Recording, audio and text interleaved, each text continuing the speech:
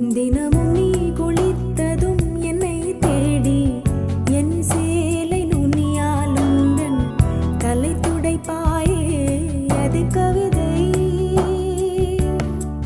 திரு